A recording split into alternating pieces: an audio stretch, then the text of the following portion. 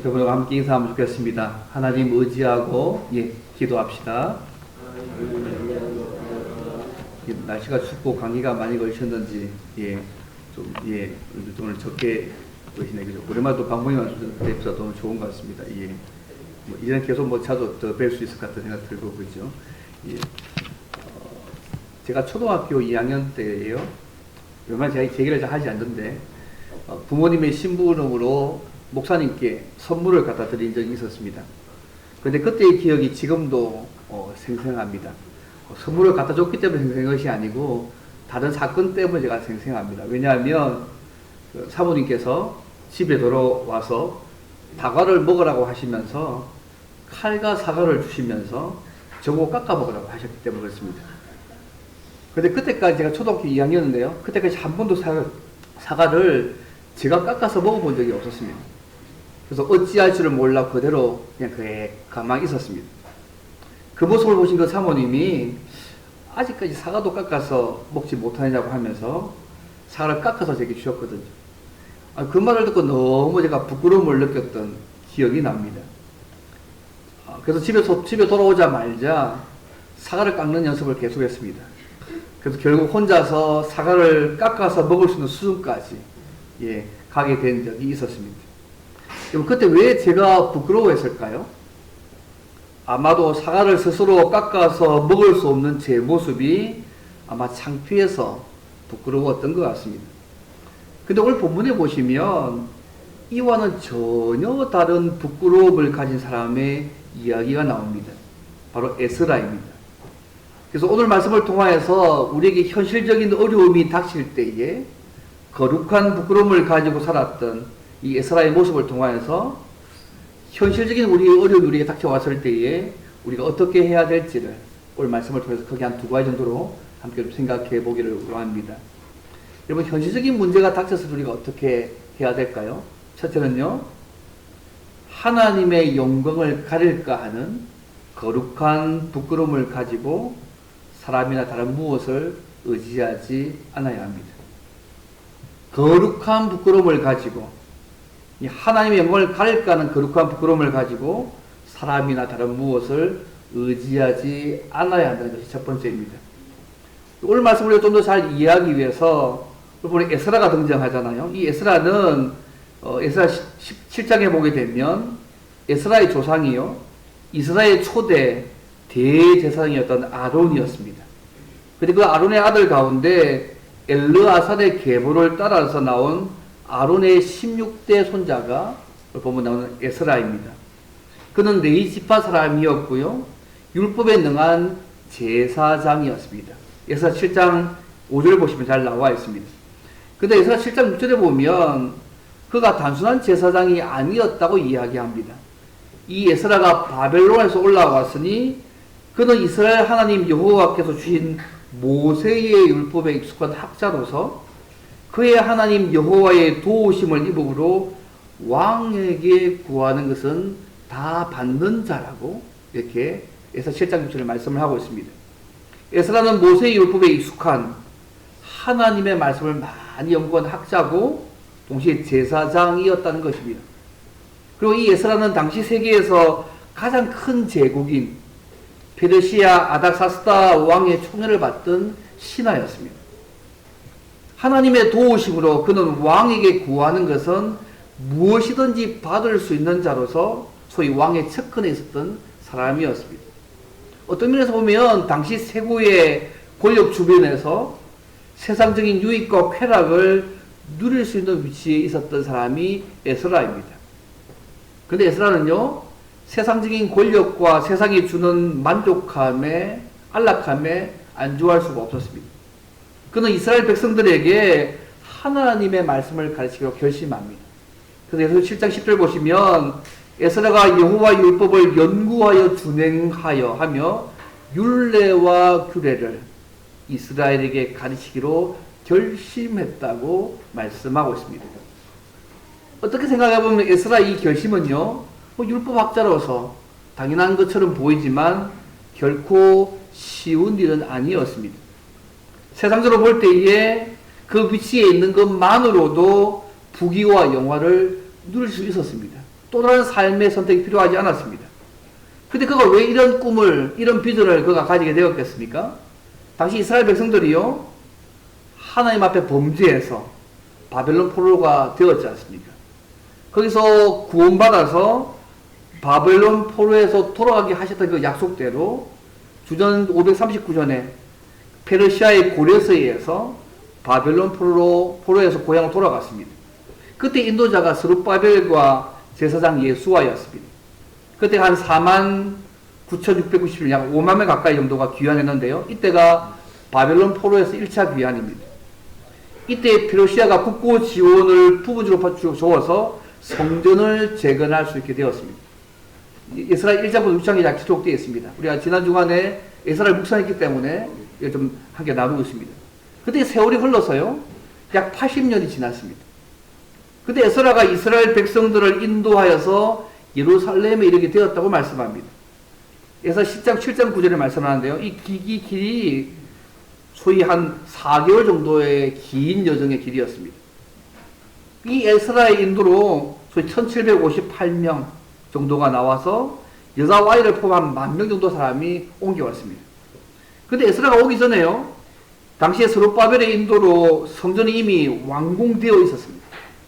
하지만 에스라가 보니까 성전에 출입하는 자의 합당한 하나님 앞에 삶이 없었기 때문에 실제로 그 성전이 건립되어 있었지만 그 은혜와 복을 누리지 못한 것을 그가 발견합니다. 그래서 이스라엘 백성이 바벨론 끌려가기 전에 얼마나 그 화려하고 멋진 솔로몬 성전이 있었습니까? 당시 주변에 많은 나라들이 와서 솔로몬 성전을 보면서 깜짝 놀랐고 너무너무 화려하게 지었다 얘기했는데, 그 웅장하게 지었던 솔로몬 성전조차도 바벨론에서 완전히 무너졌고 모든 성전의 기물들은 바벨론으로 끌려갔습니다. 옮겨졌잖아요. 그래서 그들이 성전에 합당한 하나님 앞에 삶이 없었기 때문에 그들이 버려진 것이었습니다. 그래서 그들이 바벨론 포로에 돌아와서 1차 돌아와서 그 성전을 복원했지만 여전히 하나님의 말씀을 알지 못하고 있었고, 성전은 지어졌지만 그들에게 형식적인 건물 이상은 아무것도 아닌 상태였습니다. 왜요? 하나님 말씀을 잘 모르고 있었습니다. 또 거기에 합당한 하나님 앞의 삶이 그들 삶 가운데 준비되어 있지 않았기 때문에 그 은혜와 복을 못 누리고 있었던 것입니다. 그래서 에스라가요, 이것을 보고, 그죠? 1차로 하나님이 그에게 마음을 기회 주셨지만 에스라로 하여금 이 일을 하고 싶어 하는 그 마음을 하나님께서 에스라에게 주셨습니다. 그래서 에스라 7장 보시면요, 7장 27절과 28절 말씀 보시면 이렇게 나와 있습니다. 우리 조상들의 하나님 여호와를 송축할지로다. 그가 왕의 마음에 예루살렘 여호와의 성전을 아름답게 할 뜻을 두시고 또 나로 왕과 그의 보좌관들 앞과 왕의 권세 있는 모든 방백의 앞에서 은혜를 얻게 하셨도다. 내 하나님 여호와의 손이 내 위에 있으므로 내가 힘을 얻어 이스라엘 중에 우두머리를 모아서 나와 함께 돌아오게 했다고 그렇게 말씀하고 있습니다. 이스라엘은요, 이런 상황 가운데 자기 백성들에게, 이스라엘 백성들에게 하나님의 말씀을 연구해서 그 말씀을 가르쳐서 그 말씀의 은혜와 복을 백성들이 누리게 하는 꿈을 가지고 있었습니다. 어쩌면 이 꿈은요, 그가 가지고 위치를 볼 때에 세상의 부귀와 영어를 주지 못하는 꿈인지 모르겠습니다. 오히려 페르시아 왕궁에서 왕의 채권으로 왕에 주는 녹을 먹는 것이 오히려 그가 부귀와 영화를 누리는 실질적인 방법이었을 겁니다. 하지만 그는 그 삶을 다 포기합니다. 자기 백성과 함께 고통하면서 자기 백성에게 하나님의 말씀을 연구해서 그것을 가르쳐서 그들이 그 말씀의 은혜와 복을 누리게 하는 그런 거룩한 비전들을 그가 가졌습니다. 여기에 이스라엘 백성의 미래가 있고 그들을 통해서 약속하신 메시아가 오신 통로로 그 일의 방법이고요. 하나님 나라를 그 사람 소위 있게 갈 수 있다고 믿었기 때문에 에스라가 이 선택을 하는 것입니다.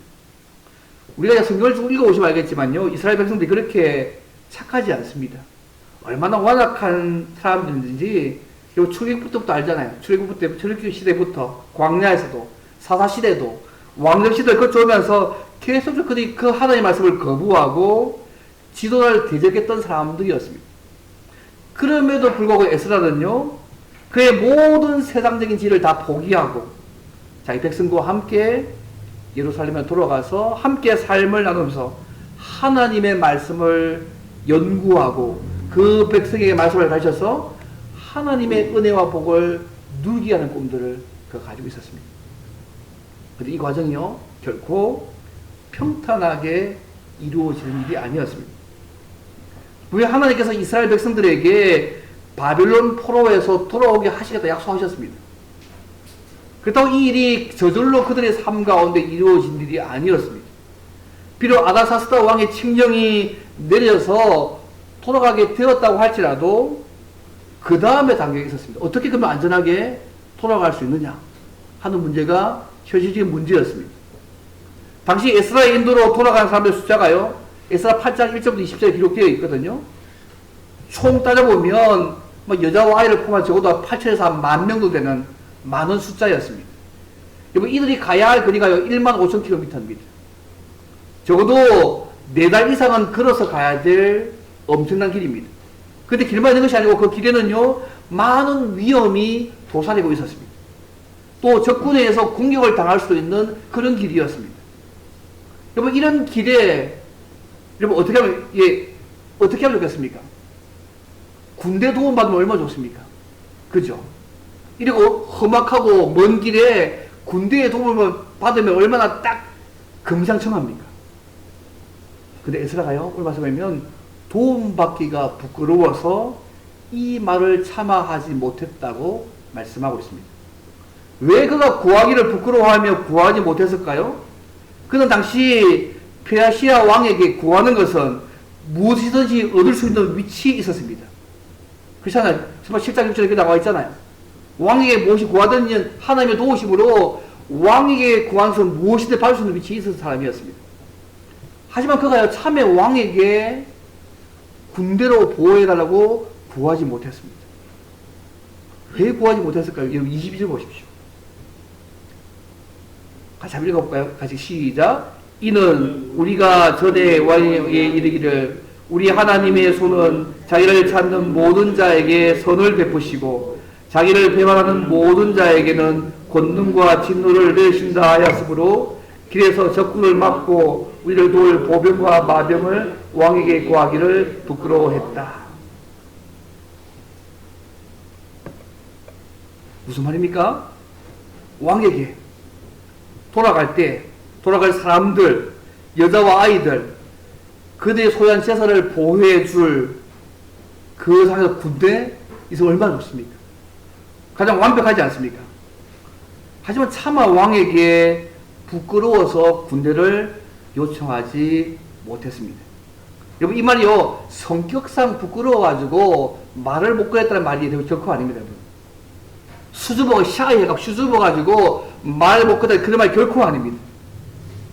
그가 왜 부끄러워서 말 꺼내지 못했냐 하면 그것은 자기와 자기 백성이 왕에게 우리가 섬기는 하나님은 자신을 찾고 구하는 모든 자에게 은혜를 베푸시지만 하나님을 배반하는 모든 자에게는 크게 진노하신다는 것을 그가 계속해서 왕에게 말해왔기 때문이라고 말씀하고 있습니다.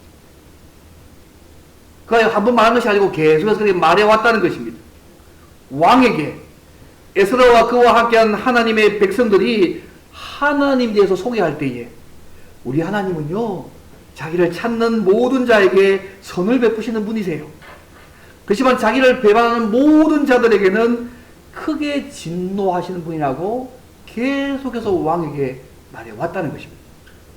혹시라도 내가 왕에게 군대를 요청하면 야 너희가 늘 평시에 말했던 그 하나님 아니 너희를 찾는 자에게 선을 베푸시는 분이고 자기를 반대하는 자에게 진노하신 그 하나님인데 너희가 군대 도움 받을 필요가 뭐 있느냐. 그 하나님이 죽은 하나님도 아니고 그 하나님이 살아계신데 너희가 뭐 염려하고 이렇게 이걸 두려워한 것이죠. 여러분 우리가 삶에 이런 경우 많지 않습니까? 우리 친지들 가운데 믿지 않는 친지들이 우리가 어떤 문제로 도움을 청할 때에 너는 교회도 다니면서 하나님 믿고 섬긴다고 하면서 내가 섬기는 하나님은 그 일도 못하느냐고? 여러분 그런 거 들은 적 없으십니까? 직장 동료나 가까운 사람들에게 어려운 문제를 이야기하면 아니 네가 섬기는 하나님은 인생의 운명을 결정하고 인간의 생사화복을 주장하시는 분인데 왜 그것도 못하냐고. 그런 말 들으면 어떻습니까? 우리가 말씀대로 성실하게 정직하게 그분의 말씀에 따라서 바르게 믿고 그렇게 살려고 다 일을 쓰고 계시지 않습니까? 그런데요, 예수 안 믿는 분들은 이렇게 얘기합니다. 또 어설프게 교회 만나면 이렇게 얘기합니다. 뭐 그렇게 특별하게 믿냐고. 유나 떨지 말라고 조롱하기도 합니다. 지금 에스라가요, 지금 왕에게 군대를 요청하지 않는 것이 하나님의 영광이 가리올까 되는 그런 거룩한 부끄러움 때문에 이런 종류의 부끄러움을 그가 느낀 것입니다. 페르시아 왕에게 그와 한 이스라엘 백성들이 왕에게 말했던 그 하나님을 그가 정명히 보는 것은 아니지만 혹시라도 페르시아 왕이 그렇게 생각할 가능성을 염두에 두고 그가 거룩한 부끄러움을 가지고 있는 것입니다. 혹시나 말처럼 일종의 거룩한 부끄러움을 가졌습니다. 에스라가 만약 구대를 요청했다면 아마 아다사스다 왕이 에스라가 믿는 너희 신은 스스로 보호할 능력도 없는 신이냐? 하고 아마 조롱했을 것입니다. 에스라의 부끄러움은 자신의 체면이 아니고요. 하나님의 영광을 가릴까 염려하는 거룩한 부끄러움이었습니다. 실제로 우리의 삶 가운데요. 이런 경우들이 많이 있습니다.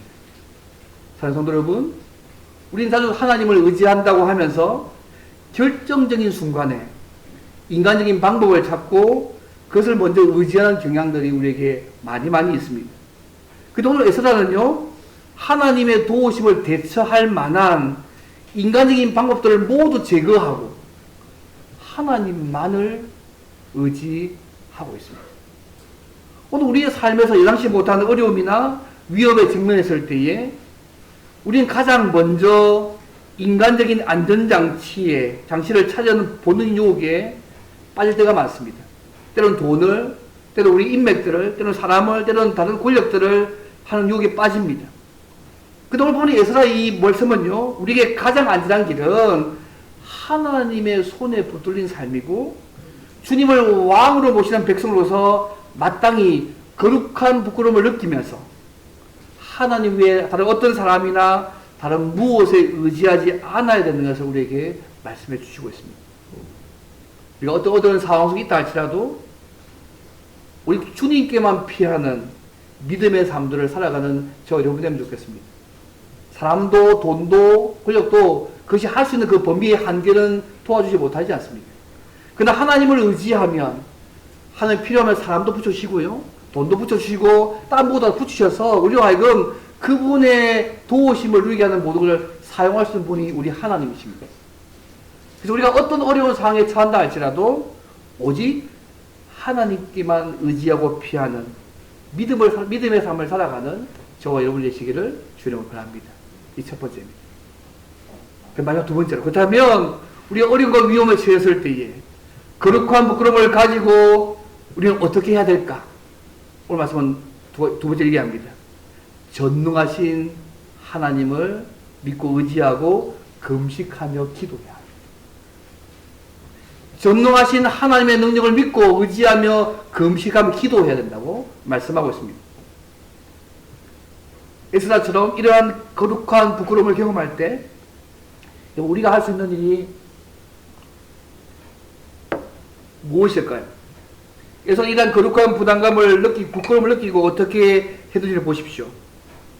오랫동안 사모하던 약속의 땅 가나안 땅으로 돌아가려는 그 사람들을 아하와 강가로 불러서 금식을 선포하고 기도했습니다. 여기 21절 말씀 보십시오. 그때에 내가 아하와 강가에서 금식을 선포하고 우리 하나님 앞에서 스스로 겸비하여 우리와 우리 어린 아이와 모든 소를 위하여 평탄한 길을 누구의 관계도 그에게 간구하였어요. 그가 누구였습니까? 하나님입니다.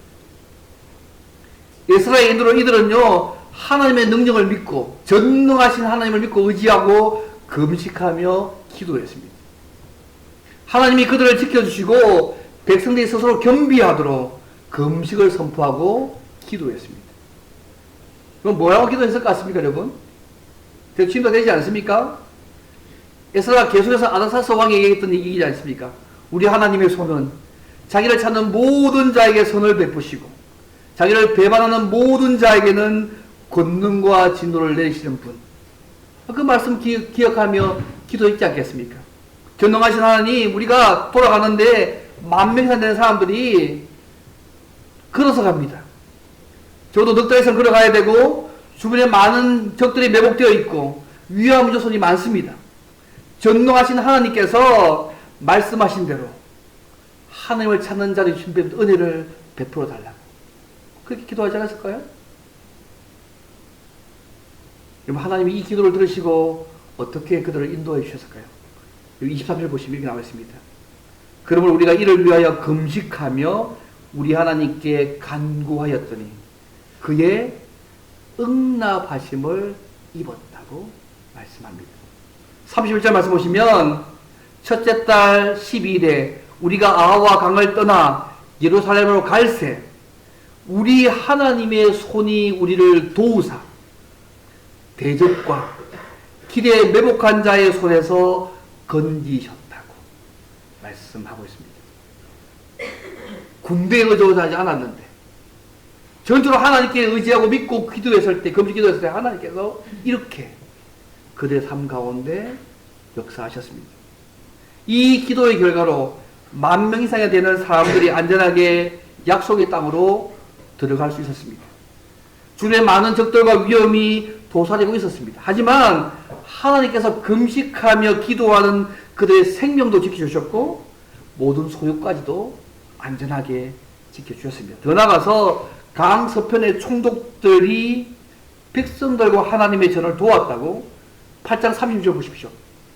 무리가 또 왕의 조서를 왕의 총독들과 유브라데 강 건너편 총독들에게 넘겨주매 그들이 백성과 하나님의 성전을 도왔다. 돌아가는 것도 지키고 보호하셨지만 들어가서도 그죠, 하나님께서 그죠, 강 서편의 총독들이 백성들과 하나님의 전을 성전에 도와가도록 그렇게 만들어 가셨습니다. 그들이 왜 이런 은혜를 누리고 있습니까? 전능하신 하나님을 의지하고 근심하고 기도했기 때문에 주시는 기도의 능력 아닙니까? 오늘날도 여전히 우리의 문제를 해결하는 방법은 하나님을 의지하고 금식하며 기도하는 것입니다. 전능하신 우리 하나님을 의지하고 기도하는 것이 오늘 우리 모든 문제를 해결하는 유일한 방법입니다.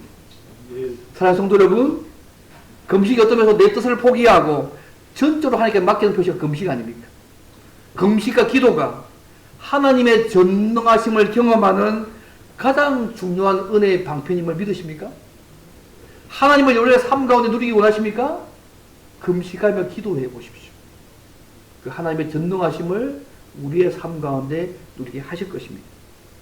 당시 에스라가 경험했던 그 유사한 거룩한 부끄러움을 가지고 하나님의 영광이 손상되는 그런 부끄러움을 가지고 사람들에게 이야기하지 못한 그런 영역이 있습니까? 우리가 어떤 큰 문제가 있다고 하더라도 사람과 다른 무엇을 의지하지 마시고 하나님을 의지하고 금식하며 기도하시기를 바랍니다. 그러면 전혀 예기치 않는 방식으로, 놀라운 방식으로 하나님께서 일하시면서 우리의 문제를 해결해 주시는 은혜와 복을 누리게 하실 것입니다. 혹자는 오늘 우리의 상황이 IMF보다 더 어려운 경제 위기 가운데, 정치, 사회, 모든 어려운 가운데 있다고 말합니다. 남이 알지 못하는 어려움과 고통으로 인해 힘들어한 분이 많이 계십니까? 우리가 어떠한 상황 속에 있다고 할지라도 우리가 할 수 있는 것은 에스라가 당시 이스라엘 백성들을 아하와 강가로 모으고 금식하며 기도한 것처럼 전능하신 하나님을 의지하며 금식하며 기도하는 것 외에 다른 방법 없습니다.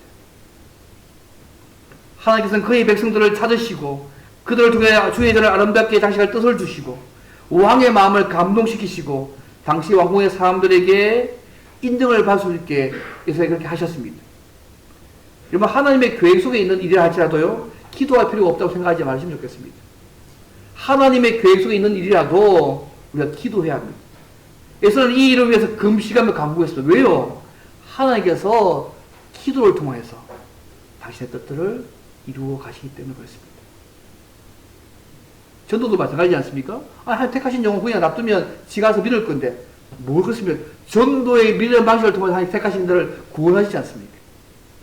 하나님이 하나님의 뜻을 이루어 가시는데 우리의 기도를 통해서 하나님의 뜻을 이루어 가시는 사실들을 잊지 않으시면 좋겠습니다. 자, 성도 여러분, 우리 알락 하나 교회를 통해서 사실 하나님의 뜻이 이루어지도록 비전을 품으시고 기도하시면 좋겠습니다. 내년 3월 되면 이제 10년 됩니다. 지금까지 인도하시고 붙으신 그 하나님께서 이곳에 교회를 세우셨을 때 주의 뜻이 안 계셨겠습니까? 일반적인 하나님의 교회 뜻이 아니고 우리 알락 하나 교회를 통해서 사실 하나님의 뜻들이 이루어지도록 비전을 품고 기도하시면 좋겠습니다. 에스라는 당시에 세상에 주시는 위치와 권리 주는 기쁨에 만족할 수가 없었습니다. 그는 하나님의 말씀을 연구해서 백성들을 가르쳐서 그들이 하나님의 은혜와 복을 누리게 하는 그 큰 꿈을 가지고 있었습니다. 이런 인간적 시각에서 볼 때 얼마나 어리석은 일처럼 보일지 모르겠습니다. 이것이 하나님 나라라는 큰 그림 속에서는 더 의미가 있는 일이었고 하나님의 구원 역사를 이런 위대한 일을 하는 것이었습니다. 제가 좋아하는 인물 가운데 늘 고아의 아버지며 기도의 사람 조지 밀러가 있습니다. 제가 자주 얘기했습니다. 그는 생전에 고아원을 설립해서 수백만 명의 아이들을 살리는 고아의 아버지였습니다. 그가요, 10살 때부터, 10살 이전부터는 이제 불황아였습니다. 그가 10살 이전 불황아가 되어가지고 도둑질하는 불황아였습니다. 19살에는 감옥에 들어갔습니다. 거기서 고생하면서 죽을 병에 2번이나 걸려가지고 위기를 넘기는 삶을 살았다고 합니다. 그러다가 예수님을 영접하고 난 후에 사람이 바뀌었습니다. 불황아였고 도둑질하고 감옥에 있는 그인데 그가 예수님 만나고 나서 사람이 바뀐 것입니다. 그런데 사람들이요, 바뀐 조지 뮬러를 인정하지 않았습니다. 내가 예수 믿고 사람이 바뀌었는데 사람이 인정하지 않는 거예요. 그는 지금까지 자신의 삶을 보고 자신을 인정하지 않고 비난하는 것은 좋지만 자기를 바꾸신 하나님을 욕하고 비난하고 불신하는 것은 도저히 마음에 불이 붙는 것 같아서 견딜 수가 없었습니다. 그래서 그가 고아원을 설립했어요. 운영하면서 한 가지 원칙을 정했습니다. 사람들에게 절대로 손을 내밀지 않겠다고 결심합니다. 하나님께만 기도함으로써 모든 문제를 해결하겠다고 결심합니다. 왜요? 변한 자기를 인정하지 않고 하나님한테 욕 들어먹으니까 내가 전적으로 사람 의지하지 않겠다. 전적으로 하나님께만 의지하고 기도해서 모든 문제를 해결하겠다고 결심합니다. 정말 그는 수많은 고아들을 위해서 많은 물질과 도움이 필요했지만 사람에게 한 번도 손을 내민 적이 없습니다. 그래서 그는 5만 번 기도의 응답자가 된 거 알고 계시지 않습니까? 5만 번 이상 하나님께서 기도의 응답을 받은 사람이었습니다. 그는 에스라서를 어떤 면에서 거룩한 부끄러움을 가지고 하나님의 영광이 가려지는 그런 부끄러움을 가지고 오직 살아계신 하나님께만 모든 것을 구하는 삶을 살아서 하나님의 도움과 은혜를 병을 누리며 삶을 살아왔습니다. 과거 코로나 팬데믹이 주어졌을 때, 전 세계가 멈췄을 때요, 많은 선교사들이 인간적인 모든 길이 막히는 문제를 만났습니다. 그런데요, 수많은 교회의 중보 기도를 통해서, 금식 기도를 통해서 이전에 경험해 보지 못했던 하나님의 선한 손이 그들을 덮으시고 기적적으로 그들의 필요를 채우시고 위험에 근처했다는 많은 가정들을 들었다는 얘기를 제가 들었습니다. 오히려 더 어려운 상황 가운데 오히려 모두가 기도하는 그 기도를 통해서 하나님의 선하심의 은혜와 많은 필요와 하나님의 도움을 근심을 더 많이 경험했다는 얘기를 들은 적이 있습니다. 앤드류 모에가 쓴 책 가운데 이런 책이 있습니다. 하늘 문을 여는 기도라는 책에 보면 기도는 영의 호흡이므로 누구든지 기도를 통해서 하늘의 복과 능력을 맛볼 수 있다. 그러므로 기도하지 않는 것은 능력 있는 삶, 풍성한 삶을 근원적으로 차단하는 것이다. 말씀을 읽겠습니다. 사랑하는 여러분, 오늘 우리 하나님은 자기를 찾고 구하는 자에게 도움과 은혜를 주시는 분이십니다. 다른 엉뚱한 곳에 우리의 문제를 맡기지 마십시오. 전능하신 하나님께만 맡기는 거룩한 부끄러움이 있으시기를 바랍니다. 그래서 어떤 문제와 어려움 속에 있다 하더라도 하나님을 찾고 금식하고 기도함으로 우리의 모든 일상에서 도와주시는 주님의 선한 손길을 누리는 저 여러분 되면 좋겠습니다. 날마다 하나님을 의지하고 기도함으로 우리를 영원한 본향까지 인도하시는 선하신 하나님의 보호하심을 날마다 누리는 저 여러분 되면 좋겠습니다. 한 10년 정도 주의 몸된 교회를 지키시고 인도하신 하나님께서 우리 알라 하나 교회를 통해서 이 지역에 하나님의 말씀과 복음이 전파되어서 지역사회를 변화시키고 이 병든 족에게 소망을 주고 하나님 나라를 확장시키는 교회가 되게 해달라고 꿈을 꾸며 여러분 기도하시면 좋겠습니다. 지금도 기도하셨겠지만 앞으로 10년 동안 계속 기도하시면 좋겠습니다. 그리고 이 꿈을 가지시면서 우리를 위해서 기도할 뿐만 아니라 즐겁게 헌신해 보시기를 바랍니다.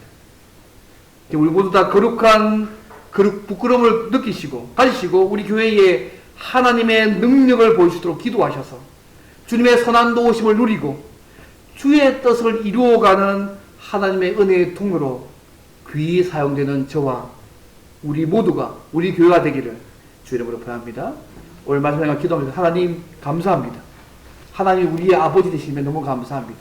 어떤 문제 어려움 속에서도 전능하신 하나님만 의지하고 기도함으로 하나님의 은혜와 복을 누리는 우리 삶이 되게 도우시고 더 나아가서 주의 뜻을 이루어가는 우리의 삶이 되게 도와주옵소서. 특별히 하나님 주의 몸된 교회를 지금까지 사용하셨는데 붙듯이 인도하셨는데 주의 몸된 교회가 그 하나님을 의지하고 기도하고 의지함으로 주의 뜻을 이루어가는 교회로 앞으로 계속해서 사용되어가는 귀한 교회를 설 수 있도록 도와달라고 이 시간 주님 앞에 사회자랑 통성 함께 기도하겠습니다.